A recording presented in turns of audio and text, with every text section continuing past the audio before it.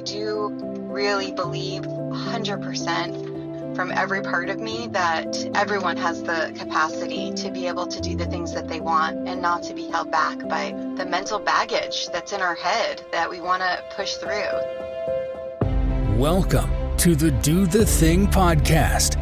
In each episode, we get down and personal with people who go after the things they want to make all their wildest dreams come true. Join us as we unveil and dissect a formula for what it takes to do the thing. Here is your host, Stacey Lauren. Hey everyone, welcome to the Do the Thing podcast. This is your host, Stacey Lauren. So, all right, guys, I did the thing. I had asked myself what would terrify me a year ago, and I came up with stand-up comedy would be the thing that would be the most terrifying to me. And I sat on it for a while. I didn't do anything about it until a friend of mine told me about this comedy workshop that was coming up. So I decided to join. And that's when I met our next guest. He was the coach who, honestly, this thing was so much more than I ever even imagined it to be. I thought I was going to learn stand-up comedy, but what I learned was all about myself and what really matters to me, what I find important. I tapped more into even my purpose of what I want to do with my life and what do the thing is. And so it just added so much depth to the work that I'm already doing with this podcast and the challenges and even my public speaking experience that I wasn't expecting any of it. And so that's what was so cool. He has this natural way about him of just supporting and encouraging the people in the class. Even sometimes there were people going through something hard, someone lost their mother, going through someone that maybe wanted to find a different job. And there was just so many people that had so much substance to the things they were going through. And in the workshop, he doesn't even expect you to be funny. He's just asking you to talk about what's going on.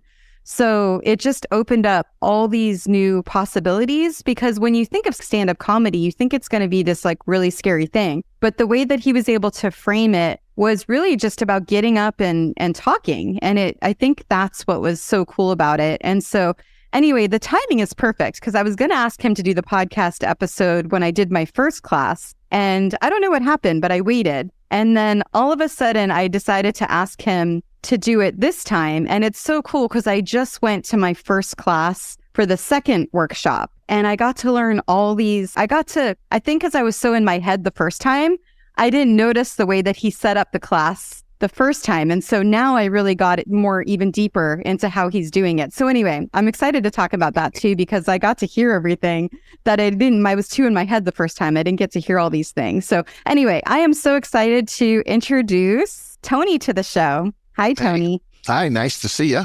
Yeah, so nice to see you. I know it's only been a couple days, but okay. I know, it was so cool getting to start over again. I was loving it, already having some knowledge. It's so funny because so many people say the exact same thing, that have taken the class once and then they come back and take the class again. I have people taking the class, well, the most I think is 12 times, but people take it 3, 4, 5 times. People take it on a regular basis. They tell me it's cheaper than therapy. And I go, I'm not, this stand-up comedy. They are able to, I don't want people just to tell jokes. I want people to bring out their funny. And by talking through things, that's how you do it. So you're already on track again, and you're going to do great this time. Thank you. Yeah. And it's the way that you do it. I think it helps kind of just become more comfortable, even speaking. And so it just opens up a whole nother layer of your abilities, I think. There's a lot of stand-up comedy classes and books out there that focus on the construct and the technical part of writing a joke. And it's so much more than learning how to write a joke. If you don't have anything to say, what good is that? And so it's getting people to open up and talk more to find out what's funny, and then we can bring the structure in. But I don't want talking heads. I want people just to talk. I don't want them to sound like a robot. And I realized that too. It's especially being there this time. The first time I was anxious, right? So I was really in my head. I could barely even hear what you were saying the first time, your advice. Whereas this time I wasn't nervous at all. And so even the fact of what you say with just getting used to holding the mic, if you learn nothing else and you get used to holding the mic, then I've done my job. And I love that, because you're giving them permission to just start wherever they are. Right, exactly. And everybody's different. And people come from all different backgrounds, all different experiences. Some are actors, some have done improv, some are stand-up comedians, people are professional speakers, salespeople, doctors. So they all have a different comfort level when they get to be on stage, and they don't know how to hold a microphone, some of them, and some of them have been doing it over and over and over again, and some of them have been doing it over and over again and doing it wrong. And so I have to correct it. Yeah. And then the homework that you gave was, and I love this because as you know, I'm starting the Find Your Voice challenge, and I'm actually going to be encouraging people just to record in their phone and do voice notes. And I don't know if I got it from you then, because your homework was take these talking points and talk in your phone, because the hardest thing you'll have to do as a comic is get used to your own voice. And I thought I didn't even notice you giving that advice the first time. And so this time I was, oh my gosh, that's so interesting, because that's how I found my voice, was by speaking into my phone before comedy, doing the podcast and things, because like once you're speaking out loud to things, the clarity happens with whatever Absolutely. you want. Yeah, stand-up comedy isn't about writing. It's about performing. It's not a comedy writing. If you just want to be a comedy writer and not get up in front of people, it's two completely different things. Because when we write for the page, it's not the same as writing to perform. So you have to hear the sound of your own voice. So you hear what you sound when you're performing. It's different. So that's why I want you to do that. Why do you think people don't like their voice? I'm just curious. Because I mean, that happens I don't like a lot. The sound of my voice. I don't like my voice. But that's my voice. I just have to use it. I do nothing I can do about it. I don't know why that is. I think because we think that we sound differently, maybe everybody thinks they sound a little bit different, and we are what we are. And that's the beauty of stand-up comedy, is that you just are what you are. It's the great equalizer. It doesn't matter whether you're rich or poor or skinny or fat or gender you are, what color you are. If the audience is laughing, you're funny. And if they're not laughing, well, you're not funny. You got to work on it. I love when you say that. I love that idea of the great equalizer, because it's until you make people laugh, then you're just like, no one cares who you are.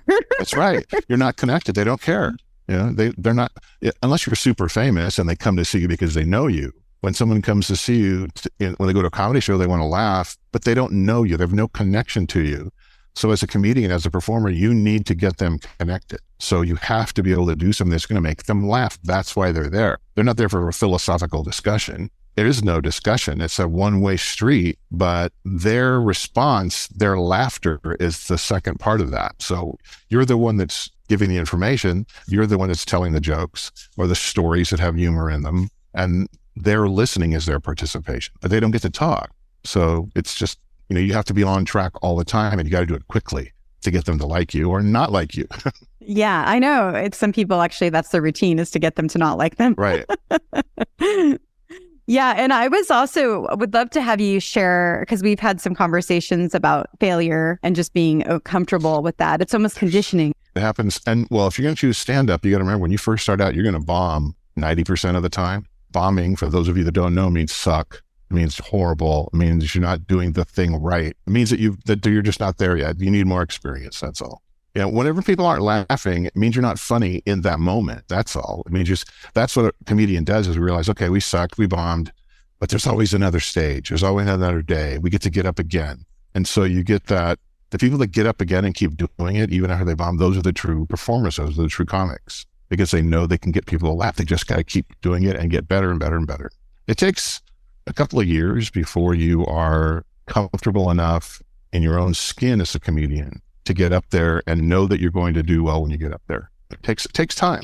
How do you suggest somebody kind of persevere through that time and just being comfortable with the bombing? How do you get someone around that? You have to set a goal for yourself of, I'm going to work on my material. I'm not going to allow the other people that are there, which when you're first starting out, it's just other comics in the audience for the most part. You're going to open mics and you're not getting a huge real audience. Other comedians are there. You might be 30 people on a show, each getting 3 minutes. And you're going up at 11:55 on a Wednesday night. That's PM, and there's just nobody left. And it's extremely soul sucking when you do open mics to do that, because you're not getting the feedback that you want, which is the laughter. And so people fall into the shock comedy trap. They try and be as dirty as possible or say things that they know will get a response from the comedians. So you have to set goals and say, okay, my goals are to focus on this material. I'm going to record myself, video if possible, but at least, audio record yourself every time you're on stage. And you're going to look and listen to what you sound like. And did I say the jokes the way I wrote them to be said? Did I get this kind of response that I want? If you videotape yourself, record yourself digitally. Did you look with your facial expressions and body language the way you wanted it to be for that particular bit? Stand-up comedy isn't just the words. It's not just to set up punchlines and tags. It's also the emotion you were feeling at the time. So if you're telling a story and you're trying to recreate that story every single time you perform, the best way to do that is to recreate what you were feeling at the time. And so if you set those goals of, I'm going to make sure that I did the things that I was feeling, what I was feeling when I wrote this. This is what I wrote. This is the way I wanted it to sound when I wrote it. And you keep focusing on that and let all the negativity go. Then each step, when you get, I did that joke exactly how I wanted it. I didn't get an audience response because there's no audience. You got to accept that. But I'm going to keep that joke. I'm going to keep that series of jokes about a topic. And then I'll move on to the next thing. And you just keep doing that over and over and over again. You will eventually get the laughs if you are on a topic-wise, material-wise, the right track for an audience eventually. And you don't want to fall into that horrible trap that I see so many people starting out when they're comedians. And that's that, like I said, that horrible, they get into the dirty jokes and shock humor, and it just doesn't work. Yeah, and that's what I like. I like how you're able to set up the expectations for what you think will be the best for them if they are going to make it a career. And there's a lot of people that are doing it that aren't wanting to be stand-up comics. They're maybe doing it for work, or to me, I want to do more of like the humorous speaker. And I was just wondering, for someone maybe listening and they don't want to do stand-up comedy, but they're still interested in taking a class this, or just have an open mind, what would you tell that person that they would get out of doing something like this? Well, first of all, most of the people taking the class are not stand-up comedians, and they don't want to be stand-up comedians. They want to cross something off their bucket list. The amount of doctors that I have that take my class, the amount of lawyers that I have that take it cracks me up. There's always 2 or 3 doctors in every class. There's always 2 or 3 lawyers in every class, psychologists in every class. And then the other thing is salespeople. I have so many salespeople that have taken the class so that it will help them add humor to a sales presentation. And so I would say that's probably 75% of the people. I've got 3 classes going, and that's about 75% are people that are not looking to be stand-up comedians. So that's not unusual to see that. I've always wanted to do this. I got to try it just once. I would say most people do not realize how hard it is. They think you just get up there and talk and that's it. That's the first step, is getting up there.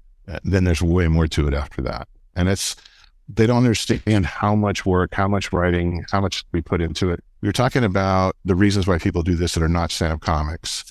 Then I was saying that the most of the people that take us are not stand-up comics. And what do they get out of the class? And I think the main thing that people get out of the class that do not want to be stand-up comedians is that we're able to get up in front of people that they do not know and make them laugh and get a response. And it's a positive response. It's like that idea that you're able to get up in front of people and then just start talking about things that you find funny, and then kind of getting to see their reaction as well. The thing that I like, that I really enjoy, is when I get somebody who hasn't taken the class in 4 or 5 years, and I've been doing this for 12, teaching the class for 12, that'll come back to me and I'll get an email saying, "Hey, this is Rachel. I took your class 5 years ago to help me get over the fear of getting in front of people. I'm a salesperson. I just want you to know I'm now head of the division, and my sales increased 41%. Those are kind of things that it's amazing what this will do for people's self-confidence. I think that's huge. Yeah, the other thing I really thought was interesting was, even for Do the Thing, you helped me connect the dots together, because we're talking about the portals opening, I got to look at things in a different way. And then it opened up all these connection points. And I realized I talk about, I don't know if I've mentioned it on the podcast yet, but the thing with directions, how I never realized, by me being terrible at directions, that's why I'm so good at being able to do the thing. It's because I never have a clear path of how I'm doing something. I'm always like, you get there. Yeah, I always get there eventually. And so that I didn't actually ever put that together until comedy. And there was a few other things that I put together there. And I was just curious, what do you think that is? Because I think other people had epiphanies that in their own life too. I think we live in our own little box and we observe everything around us, but we don't really ask ourselves the questions about why those things are going on around us, or make comments about how we feel about those things necessarily. We keep a lot of stuff to ourselves. And stand-up comedians, we train ourselves to look at the world around us, and our mind never stops asking the questions of who, what, why, where, when, how, why did this all happen? Because in the moment, you might find something that's really funny, and then you start breaking it down immediately in how you're going to perform this. And it comes from, I've been doing this almost 30 years. So it comes from doing it over and over and over and over till you train yourself to be able to do that, to think that way. And that opening up the portals it's basically just it's thinking outside the box for people that have not done stand-up comedy or have not done in any kind of performing. You got to be able to just open your mind to everything, to all the possibilities, understanding that it's not always going to be funny. If that's what you're looking for. Sometimes it's not funny. Sometimes it's just I think it was Carol Burnett that said comedy is tragedy plus time. Sometimes there is really some sad stuff out there. That's why at the beginning, when you said there are people going through a lot of things, you got to let them work through it. And sometimes people are able to bring some of that tragedy on stage because they're ready to talk about it and point out some of the crazy things. When I have people that are cancer survivors that take the class, one in particular, all she wanted to do was to be able to speak to cancer survivor groups and to cancer support groups. That's what she wanted to do. So she wrote almost an hour. She took the class 6 or 7 times, and all she wanted to do was focus on that. And so it was she's a cancer survivor. She had stage 4 ovarian cancer. She was very ill and survived. And she wanted to talk about all the craziness that she went through, all the visits, all the doctor's appointments, all the chemo, all the surgeries that she went through, and to point out the funny in it, and to look at her survival and what she went through in a positive light, and to share that with people. There are other people that have gone, the amount of people that go through divorces and take stand-up comedy classes cracks me up. It's like the first step after getting a divorce is to take a stand-up comedy class. And maybe that's what people need, and that's fine.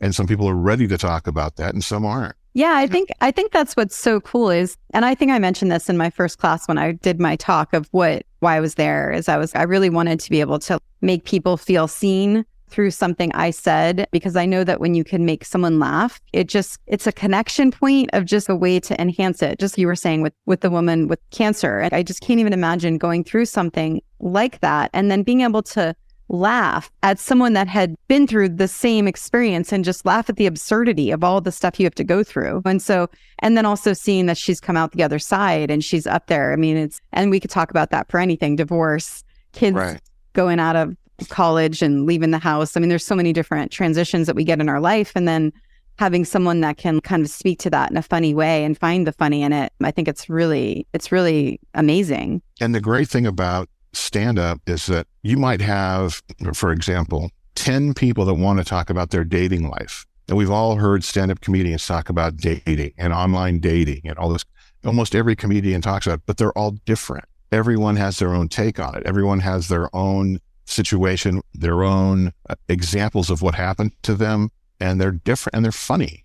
And so people can relate to that because a lot of people are going through it. And then there's those of us who have been married for 45 years. And there are, fewer and fewer of us that have been married that long, but we get to talk about our experiences of being married that long and how someone's willing to put up with a comedian for 45 years, You talk about what we know. Totally. What have you noticed in common with the people that take your class and they do all the things? Because I know there's probably some people that can go and just not do the work, right? But what have you noticed with the people that actually do it? Well, some of them are out there. I have 2 of them that are stand-up. They're professional comedians. I mean, that's what they wanted to do. I've got a couple that have Dry Bar comedy special. Dry Bar is it's in Utah, and it's cable television in Utah, and they do clean comedy shows. And when I did it back in 2017, it was you had to do 45 minutes squeaky clean, and then they record it. They put it out on cable television in Utah. So it's a platform for a lot of comedians to go if you work clean. And so some of my comedians have been able to do that. Others are out there doing the Christian comedy circuit and they're doing really, really well. One of them moved to Nashville. She's performing there. That's where she wants to be for that whole Christian kind of clean comedy circuit. There's quite a bit of that in the South. So, and a lot of them are just, some of them have been doing it 2 or 3 years and they're finding their voice as a comedian, and they've changed their material and it grows, and I watch them grow, and I get really excited when I see somebody who started out at one point and then, 5 years later they're at another point. I have a lot of my comedians that are out there promoting their own shows now. And I love to see that too. You know, they don't want to go up in bar gigs and have those kind of crowds. So they created their own venues. Have you noticed any common characteristics in those people that have reached that level of success, like from the time that you were training them when they were working with you? Yeah, I think that they're not quitters, that they understand that when I used to coach my kids years ago, as a coach, I would say you have your goal and your dream. Your goal is to make the playoff. Your dream is to win the championship, right? And I think for comedians, it's kind of the same thing. As your goal is to keep getting up there, and your dream is to get to that level where you finally believe in yourself as a success, and you're on that roll when you're hitting it and you're doing everything that you want to do. Sometimes you can be in all of the right places, all the right time. You're clicking, you're doing everything right, you're funny, and you don't get there. That's just part of the entertainment business. And if you don't quit, if you keep at it, you will find over time some niche that you fit into that you feel good doing it. And then there's those that just give up. And that's the people that they lose faith. Is that the biggest distinction then? The people that quit, they've lost faith in themselves in the process? I think they've lost faith not only in themselves, but in the world of comedy in general. It's tough. It is not an easy business if that's what you want to do. You got to do the grind. I mean, you got to get up at every chance you can get to find a stage. Every open mic, you got to drive wherever you got to drive to get 5 minutes. It might be 200 miles just to do 5 minutes on stage. If that's what you want to do, you got to do it. And you got to do it every week, and you got to do it as many times as you can during the week. And sometimes if you can find 2 or 3 venues in a day that you can run back and forth, you're at one venue, can I get out of here early so I can get to the next venue? And it's that stage time. There is no substitute for stage time. I can't make someone funny. There's not a person on the planet that can make somebody funny. And they don't need a comedy class to be a comedian. You can just do the grind. But I hope, I know I have, and I hope that I'm offering them a faster road to become a stand-up comic and to understand that it's not just writing jokes. The amount of people that buy a book and think they can become a comedian for buying a book just cracks me up, because it doesn't work that way. There's so much more to it. Yeah. So you have the other 75% of the people that aren't doing it for stand-up comedy. They're doing it for other reasons, but they're still doing the thing, right? The ones that are following through. There's 2 kinds. There's the people that take the class, they do all the homework, they're showing up to everything, right? And then there's the other people that maybe drop off, or they're not doing the homework consistently, just like anything, right? There's always 1 or 2 people that quit. They just realize it's too much work. It's not what they thought it was going to be, and they quit. And that's fine. That's, I'm not going to, I'll do a follow-up, couple of emails and say, hey, what's going on? But if I'm not going to spend time with them, they're not ready. A lot of them come back, but for the most part, they'll take another class. But for the most part, they just didn't realize, something wanted to try. It's not that much money, so they tried and they quit. Some of them realize that they don't want to get up in front of people. It's just too scary. They don't like standing up there and sharing themselves with people. And they don't know that till they try it. The more work you do, and it's like for anything in life, the more you put into it, the more you're going to get out of it. So if you do the work, whether you want to be a stand-up comic or not, you're going to get way more out of doing this. But if you don't do the work, there are people I have certain people, and they've been taking the class, some of them for years, that have never sent me anything to look at. And I don't know what they're going to do until the day of the class. And they don't do the homework, but they like to be held accountable so that they show up week after week, and they're going to get the critique of not only myself, but other people in the class before they go on stage. And they like that, and that's why they do it. So I wish I had that answers exactly why people do that, but I think that's most they say they want to be held accountable.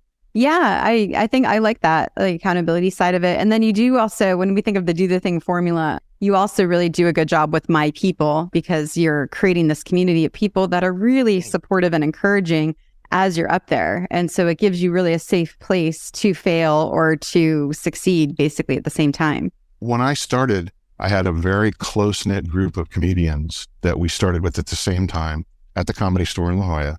And they're still my friend. The ones that are alive are still my friends today. And they're the nicest, sweetest people. And we're still, one of them, Vicky Barbalak, who's been a finalist on America's Got Talent. She's in Las Vegas. I've opened for her in Las Vegas. She is a sweetheart. She's one of the kindest, most wonderful, and funniest people on the planet. We started out the exact same day at the Comedy Store in La Jolla. We're still friends. You build you will start it's amazing how you form these little, I don't want to call them cliques because it's not a clique. There are definitely cliques in comedy clubs, but you get a group, you start writing together, performing, you're always on the same shows, you become friends, and you trust each other's ability to judge each other's work, and you take advice and give advice and you listen, but you're still your own person. It's a great feeling when you have that kind of group, that camaraderie. And there's 3 of us left that have been around 30 years now.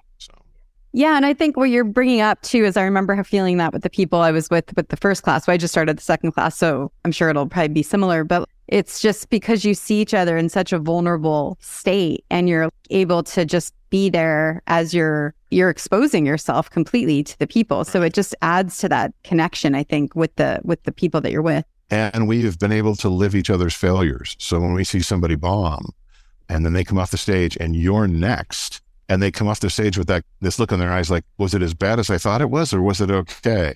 And then you've got to do it. And you're like, oh God, am I going to suck? But then you realize, no, I'm good. I'm going to get up there and do this. And then you bomb. And then you can talk about it together afterwards. Or you both kill it. You both crush it and you come off.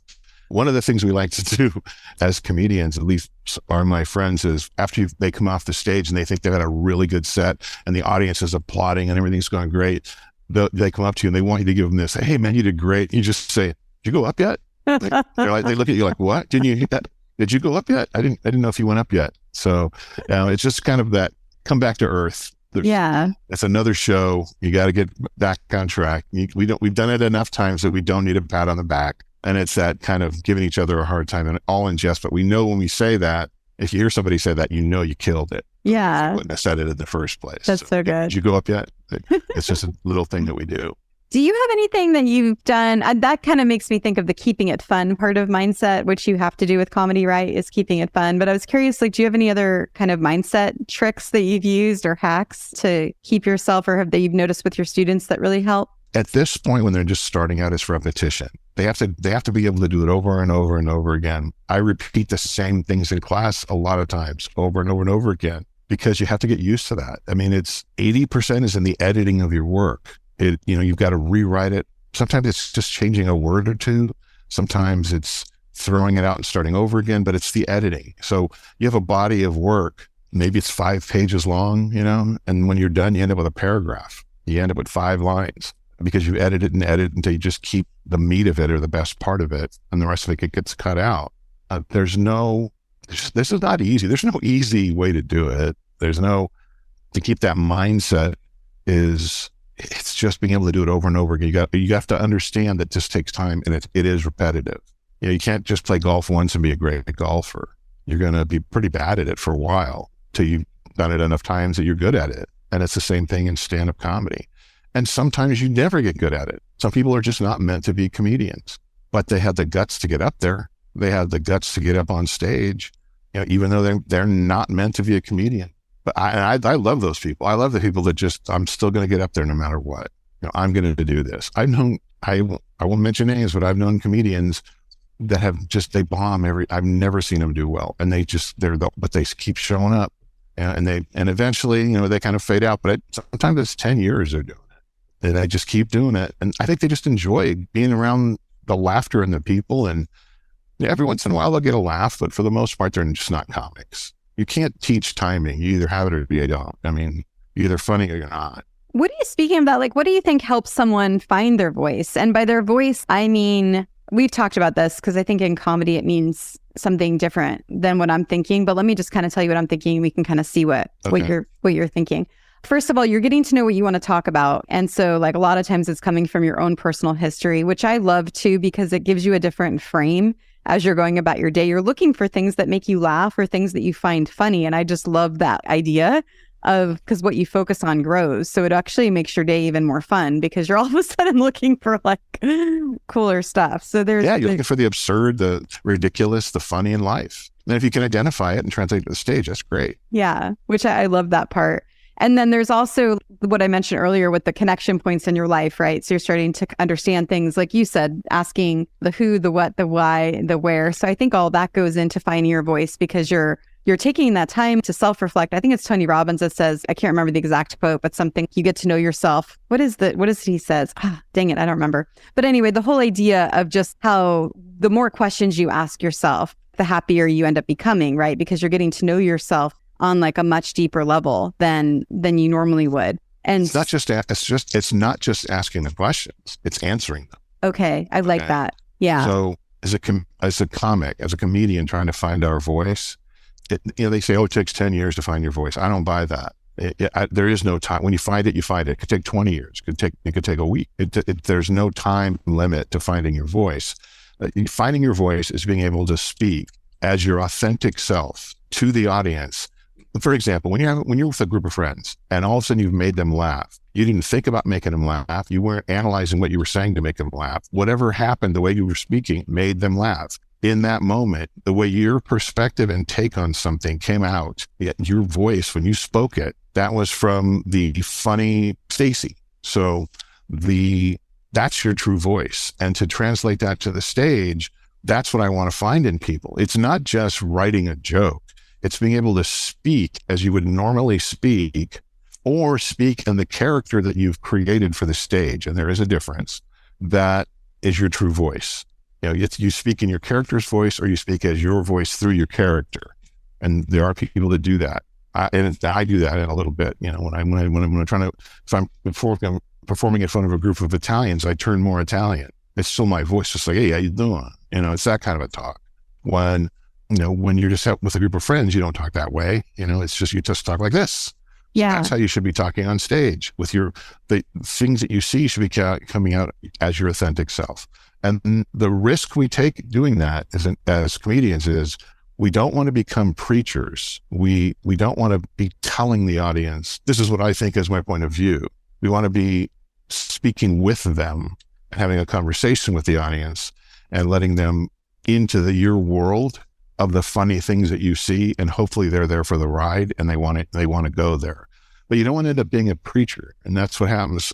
I have to caution myself at times, because the older I get, I want to point out the stupidity that I see that isn't funny anymore. It's just stupid. But then you just label as a boomer that's complaining. So there's a difference between finding the funny and just bitching about something. People don't want reality.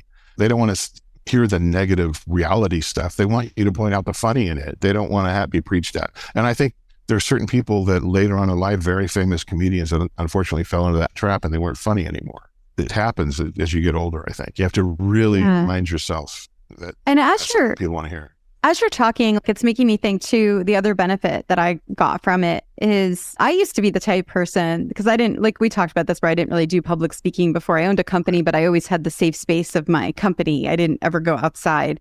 I did do networking events though, where you have to like speak for a minute about who you are and your elevator pitch or whatever.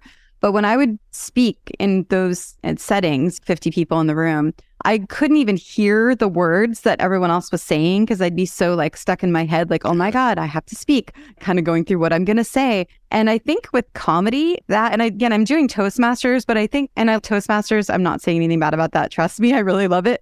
But with this stand-up comedy class, I think that's the thing that completely just broke that anxiety, because of just the way that it's structured. So I do think for anyone that has to do anything regarding networking, or wants to just step outside their comfort zone and do something new, you said it, right? It gives you more confidence in whatever you're doing. So when I'm speaking now, I'm no longer in my head. I'm still not as articulate and succinct as I want to be, but I'm not in my head anymore. It's coming straight from my heart now. And so I think that's been a huge benefit that I got as well. Yeah, I love that people are able to get up. Toastmasters do a really good job. I have a lot of people in Toastmasters that come and take my class at two completely different formats.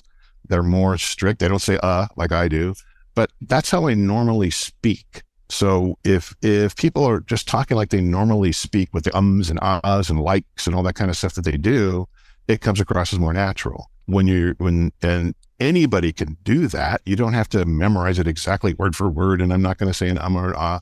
Those are great things that Toastmasters does, and they're excellent at giving speeches. But stand-up comedy is just allowing you to be free, just talk. Just the jokes are everything's based on truth, and you can just pull it out and find the absurd in it, and talk about it the way you would normally talk. And anybody can do that. There are people that are just too afraid to get up and speak, and that's okay. I know. Well, my wife, she is incredibly intelligent. She hates speaking. She's laughing in the background now. She hates getting up and talking in front of people. absolutely detests it. It has been a thing. She has to do it at times and she just hates it. But she's really good at it. She just gets all in her head and she's super nervous, and it's a combination of stage fright and I think all of that. And so people just don't want to do it. They're never going to want to do it, and that's fine. You know, we don't need 4 billion comedians, but for those that do want to do it and those that get through it, it will improve every aspect of their lives about their job or whatever they're doing when it comes to speaking, if they want to do it. Yeah, I have nothing negative to say about people that don't want to do that, but if they want to do it, it will help. Well, and I think there's a difference between the people that don't want to do it and the people that are scared of it. And then Definitely. Absolutely. I'm also wondering what helps people get out of their head and more into their heart. Because I think I'm still working on that, like where I'm up there and I'm not in my head anymore, but I'm still, when I'm talking in the class, the workshop, that's how I'm supposed to talk. But when I perform, it's still more in my head. So I'm just curious, like what happened? What would your suggestion be for people that want to improve on that? And I'm actually thinking not even from a stand-up comedy perception, I'm thinking about life, because I think it helps you in regular life where you're able to operate more from your heart versus your head. Every time you get up in front of people and speak, it's a success. It is a win. So even if you're in class, it's a win every time you get up there. The more you get up in front of people and talk, whether it's stand-up or whatever your chosen profession is, the better you get in your own skin, the more comfortable you are doing it. There's no easy route to it. There's no magic pill you can take to be comfortable on stage. It comes from, first of all, knowing what you're going to say, being 100% sure of yourself. You must have confidence in you. You have to believe in yourself. Even if you suck, you still have to believe in yourself. I believe I'm going to suck. This is the way it is, but I'm going to do it anyway. And you have to just accept the fact that the worst thing that's going to happen to you as a stand-up comedian, the very worst thing, is they're not going to laugh. You don't die from that, right? And nothing happens to you, right? That's like when people say, "Oh, I'm offended." Well, okay, you don't die from being offended, right? You're not physically harmed. It's an emotional thing. So if you can get past that as a comedian, right? You know, worst thing that can happen, they're not going to laugh. Well, that's not so bad. I don't lose my job because of it. I don't get stabbed or shot. I might have a bottle thrown at me, but other than that, there's the worst thing that happens to a stand-up comedian isn't that bad. You know, and when you're a speaker, what's the worst that could happen and say, oh, all right, that's it. And I've already told myself that's as bad as it's going to get. And I know that if I bomb, that's where I'm going to be. It's not that bad then, because you know what it could be. And anything better than that is a win. Right. So if you don't do as bad, well, that didn't happen. Some people laughed. Maybe I didn't get laughed for 5 minutes, but I got laughs for 2 minutes. I got laughs for one joke worked. If I can write 300 more jokes just like that one, I've got an hour. So take the wins. Yeah. And I like understand the defeats. I like that you brought that up too, because I think the one of the best ways someone can get through fear is to make whatever that uncertainty is certain. So that's why when you're able to ask the question of what's the worst that's going to happen, it's never as bad as what happens is never as bad as what you think will happen, but at least you have the certainty of the worst case. Yeah. And you have to have acceptance. It's not just, okay, I know this is going to happen. You got to say, I'm okay with that. It's knowing what the worst thing is and then being okay with the worst thing so that you can get up there again. Yeah, I have bombed. When I started out, I bombed a lot, but I also got laughs. I also had some success, so I could build off that. And I mean, I have seen people completely turn around from literally bombing to finally realizing what they need to do and changing the way they do their stand-up and understanding what the reality is and what is around, seeing everything around them and rather than trying to write one joke at a time, they told the story and interjected humor in the story by pointing out the craziness around them. I see it. You can see that all the time. If you're a regular at a comedy club, you'll see that all the time. What I also thought was pretty cool was your story is insane. Not insane, but amazing, where you were a president of a bank and then you owned a gym. Yep. Then you got into comedy and now serious comedy where you're doing shows and all this amazing stuff. And then now you're helping people. And I was just curious. Well, number one, I'd love to hear more about that. But then also curious, how did you take those risks leaving? And so I was just kind of wondering, just what you think about that. For some reason, I always was in the right place at the right time, but I was also performing well in whatever job function I was in. Whatever I was doing, I tried to be the best at it, whether it was just as a new accounts teller back in the day or the drive-up window. When I started out, I was in the drive-up window of the bank when we had drive-up tellers, and I was a teller trainee. That's how I started out. And I was bored up there. So I used to get the newspaper in the morning and I would read sports scores to my customers in the drive-thru. And I would do it as if I was announcing, like, ladies and gentlemen, the Dodgers beat the Padres last night 5-3. And people would come to we used to have lines at the drive-thru because they wanted to hear me do the sports scores and tell stories through the drive-thru while we were working on their stuff. And it just got to be a thing. And then when I moved inside, I said, I'm going to open more accounts. I did every single job in the bank, everything. Literally, I started at the bottom and worked my way to the top. And if they say you can't do it, just keep working hard and putting yourself in the right place, and you'd be surprised what you can accomplish. But if I wanted to be in new accounts, I was going to open the most new accounts. When I became the merchant teller, I was going to count money faster than the machine. And I trained myself how to do that. And I just kept saying, I'm going to be this good at this good. I just kept working my way up. But along the way, I made friends with all the people I needed to make friends with. And I used my personality and my skills to get to the next level. So when the first bank I worked for was sold, my last title was Assistant Vice President, Bank Humorist. That was my actual physical title. Wow. So, and then when I left, I didn't leave. We were bought by another bank. And anybody who's been through mergers knows how soul-sucking that can be. I mean, I went through, how many did I go through? 6 or 7. And I ended up leaving banking. And I went and served as the head of a nonprofit organization that I was sitting on the board of. I sat as a volunteer on their board. And so, I knew people from doing those kind of things. And the person that was the board chair was ill. And they asked me if I would be interested in taking over. And so I interviewed with other people for the job. I didn't think I was going to get it. I'd never done anything other than banking. And I got the job. So I did that for 4 years. And somebody came to me and said, because you're on the board of a nonprofit, you're doing all this fundraising and you're going out and meeting a lot of people. Would you like to get back into banking? We have somebody who was supposed to be bank president. He's ill, another one. So he can't do the job. Would you like to be president of a bank? And I said, no, I don't want to go back into banking. And they said, well, we'll pay you this. And I said, yes, I would like to be the president of the bank. You'd be surprised how much more money bank presidents make than comedians. But it wasn't what I wanted to do at the time, but it was a lot of fun. We started our own bank. At that time, I also, with my wife, started a gym, a boxing gym. You will through your life have a series of failures and successes, and you hope that the successes outnumber the failures over time. But if you don't take the risk, nothing happens. If you don't try. Now, as you get older, you have to minimize the risk. I mean, from a standpoint of, I need to be able to make sure I have, money in the bank and I can survive. And so that you don't take as many risks, but you still have to take risks. Otherwise you don't grow.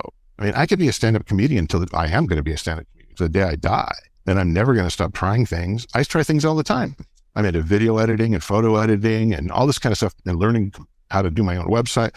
I mean, that's maybe nothing to my granddaughter. She can do it, in 5 seconds. But to me, it's just learning and growing and doing things so that you're using your brain. And I'm looking into starting some businesses with, video editing, and why not? The only thing that can stop you is a fear of failure. Well, if the worst case is this, do it anyway. What the heck?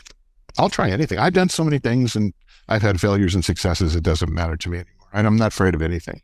Well, there's certain things that I won't eat. Other than that, Yeah. And I think we talked about this the other day with the trying something new every day, because your brain's going to get to also perform better. And I love that. I mean, I totally love that idea. Yeah, just try and write something new every day. Even if you're not a performer, look at the world around you and write down one thing that you thought was a little nuts. What is one thing you say that's like, this doesn't make any sense? Yeah. And just write it down and then look at it and just have it make you laugh. There's so much of that out there. And people are so divided right now. We have to find some kind of common ground and stuff that's, if it's something just to get past all the tension. So try and do that every day for yourself. Believe me, you will end up having a much happier life. Don't focus on the negative. Find the absurd. Just laugh about it. So good. Actually, I just had one more question about the bank job. What actually got you to end up leaving that to do comedy full time? Well, it was a merger. We went through a merger, and I had the title for like a year after they bought the bank, and there was I don't know if you've ever been through it. You can only get to a certain point in your career, and you can't get any higher. And then if you're just kept around as a figurehead, it's kind of soul sucking. It's just like, okay, I get the money, but I don't have the authority. I can't really do anything. My heart's not in this anymore. And so they came to me with a severance package after about a year. And I took the severance package. And then I told my wife, I'm going to do stand-up comedy. She said to me, wait, time out, wait a minute. No, she was, you're going to do stand-up comedy. We're not going to have bank president money anymore. And I said, that's right, babe. And she goes, I'm going to shoot you. No, she was super supportive. She's been, my wife is the most supportive person. Yeah, I could not do this if I didn't have somebody in my corner. Like, so she's laughing again. You wouldn't be, you can't believe what you just said, but you were very supportive, and you know it. You still are. We wouldn't be together 45 years if we weren't supporting each other. So, and I love her to death for, being there. It hasn't always been, as a comedian, it takes a while to start earning and to make any kind of money doing this. I don't make the amount of money I make from teaching a class. I don't even think of that money. It's really, I do more to support the theater than anything else. So to get out there and perform, when you're going to Las Vegas and you get a nice 4-figure check and that kind of thing, those are the wins. And then, we had COVID and that kind of killed it. And then it's coming back. I work clean. I'm what I call a corporate comic now. And I do that because clean is green. You make money doing clean shows. And I can support myself in retirement doing that till I'm 100 years old if I want. You know what I mean? It's like, it's just nice side money. It's a side hustle, I guess you could call it at this point in my life. But it's, when we get it back to where it was pre-COVID, it's a nice way to make some money and have fun and meet people. You're always meeting people. Yeah, that is a really great part. I enjoy the research in doing corporate comedy. I have so much fun doing it. I did a show for the Asphalt Pavers Association. Okay. Now, it was in Palm Springs. They had a golf tournament and they wanted a comedian, and I had to do a breakfast show. Right. So that was comedians are vampires. We come out at night. So, we're not really doing that whole 7 a.m. thing, but they wanted a breakfast show for 800 asphalt pavers. These people are all from all over the country. A lot of guys from, hey, New Jersey, how you doing kind of guys, right? A lot of Goombas. And so I went online and I started researching the organization. I found out where some of these guys went to high school. I got their yearbooks online, found out what their nicknames were in school. So when I went up there, they have no idea that I know all this information about them. So this random comedian comes in, and now I'm talking to Scooter and all the. How did you find out what my nickname was, or who my high school teacher was, and who I dated back then, and that kind of stuff I really have fun doing. And then that's why they book you to come back, when you do that kind of stuff too. And it gives the audience a really great show when you really, for corporate events, when you really get to know who's involved and, can make fun of what's there. That actually brings me another question is how are you normally getting your shows? Are people spotting you, or do you have to reach out proactively to get booked? For me, it's because the business I have chosen, because of the connections that I had in banking and in the business world. So many people are people that I worked with in the past that are referral business. I mean, anybody in sales knows that referrals, as a professional entertainer, you're a salesman, period. If this is what you want to do, the more connections you make and the more you can draw on your past. I'm an older comic, so I have a lot of connections from my past. I know people I do shows for the yacht clubs, and I do shows for different banks, and it's because I know the people. And they've seen me perform, and they know that I'm funny. And sometimes they've seen me at the Comedy Store, and they go, "Can we do a show?" The Comedy Store might call me and say, "Hey, Tony, there's a 55 and up community in Borrego Springs that needs a comedian." Well, they come to me because I know I'm over 55, I work clean, and that's what they want to see. So I have my niche, and it works, and I do it from networking. You have to have, and I'm really not good at social media. I really am not. I'm trying to update my website right now, and I just hate it. But you have to do it, and it's just the world we live in. You have to have the social media presence, and I do have my Facebook and Twitter and all that kind of Instagram and all that. But I don't like it. I just have to do it. What would be something for someone that doesn't have the connections? Because I was thinking about this the other day when there was some people in the class that have been doing the open mic stuff for 10 years, and why wouldn't someone just go to approach companies or associations directly and then show their video of them performing, like maybe if they had a showcase type of thing, and do it that way. There was a time we were doing that, and when you're doing a corporate show, you have to deal with not only the audience that's that company, but you also have to make sure that their legal department and their HR department is going to approve everything you're going to say, because they don't want to get sued, and everybody's offended by something today. So you have to be very careful what you talk about. It's not enough to be a clean comedian, but you also have to know what topics are no-nos. And there's a whole list of them. I think, like, if you want to do a college show now, colleges have a list of like 100 and something things you're not allowed to say. Oh gosh. As a comedian, it's like, wow, what am I going to do? Stand there and just sing? What am I going to do? So if you're going to just do the route, if you don't know, if you're a young person, you want to do this, you are going to have to create what we call an electronic press kit. You're going to have at least 7 minutes of you performing, and then you're going to have another 30 minutes recorded of you performing. If they want to get past the first 7 minutes, they're going to make their mind up about you in the first 30 seconds. I guarantee you if you get past that first 30 seconds, they'll know whether they want to hire you or not. And then, you have to have something that says, what you've done, where you've been, and who else you've performed for. It's a resume, basically. It's, and the electronic press kit is really just a one sheet that's got links that can be opened up. You can email it to somebody that's got a link to video, a link to your website, a link to all your social media pages. And how do they get that? Times have changed a little bit because of COVID, and a lot of the companies aren't doing as much in-house anymore, and people are still working from home, although it's coming back. And so it's going to take a while to get back to where we were, but over time, I think it'll get back to where they'll have company events where they want a speaker that's funny, that kind of thing. It just takes time. Yeah, I was curious too, who are they approaching? Are they looking up online and then they're reaching out to people cold, if they don't have a network already, or is it coming from something? Well, every city is different. I know in San Diego, there's something called Inside Prospects, which you can get.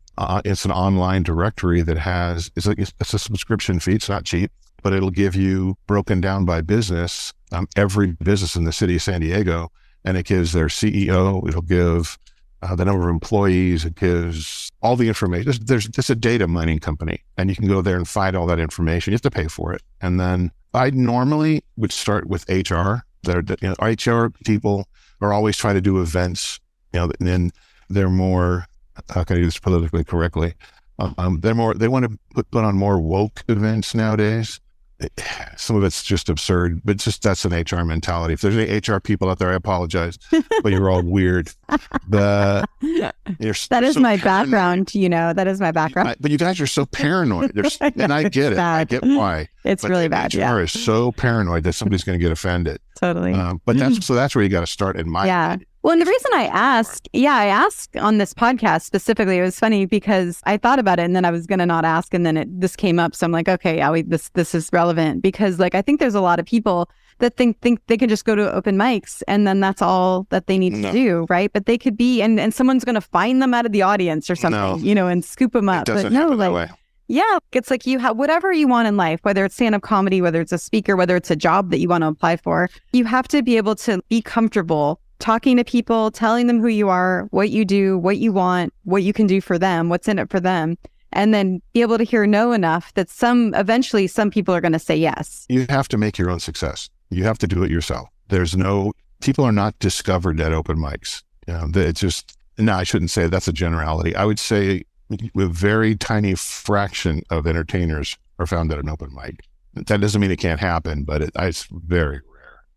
I've had, in 30 years of doing this, I know one person that I would call a natural, instant success kind of person. And she took my class. And she didn't need to take my class. And I'm like, she became right away, just went from doing my class to doing a dry bar special to touring all over the South. Wow. That she was just, when she hit the stage, you knew that this person had it. And that's rare. Most of us have to work at it. I would say 99% of us have to work at it. Success isn't a given. You have to earn it. And so you don't just go from open mics to the next step. What is the next step? Well, in San Diego, you would start out, we're so fortunate to have so many comedy clubs now for the young comics starting out, but you got to do your open mics. And if you're lucky enough to be seen by somebody at the comedy club, that says, hey, you've earned a spot to be on the best of this week, best of San Diego at the Comedy Store, or you get to know the people, and you can't just keep showing up. You got to get to know the people that are there. Know the managers, know the waitresses, know the bartenders, know everybody, hang out with them. You got to be seen. You've got to network to be able to get to that next step. And that's for any job. You have to know who the players are, and you got to be able to play with them. That's the only way you're going to get to the next level. And if you don't, it doesn't mean you can't just keep doing what you're doing and enjoying what you're doing. But if you want to get to that next level, you've got to network and you've got to just push yourself. Yeah. And I think I love that it's circling back at the end, because it circles back to you at the bank, right? You starting at the teller and you making your name known by being funny and adding a little bit of humor to your job, and then working your way up to be the president, and then realize, now I have the money. Now I'm going to work for a nonprofit, and then going back to the bank. And then, no, actually, I'm ready. I want to go do comedy. I don't know. There's just so much to this with the network and the wealth, the enriching experiences you've had. I feel like it just shows that you're just following, like doing the work, and then you're following your path of what you want in life. And then you're not afraid, or at least you're moving through it anyway to be able to get there. Right. You never stop. Never stop. Never stop growing. Never stop learning. You die when you stop. That's why I don't want to retire. Everybody that retires eventually dies. I'm not dying, so I'm not going to retire. I'm just going to keep going. That's it. Yeah. Well, perfect timing. So I'm going to ask you a question. I know you gave so much great advice already, but I'd love to hear what you think what would be your number one piece of advice for the listeners on doing the thing. Don't let the fear of failure get in your way. We're all going to fail. Don't let it get in your way. Do not let the fear of failure stop you. No one becomes an overnight success without hard work.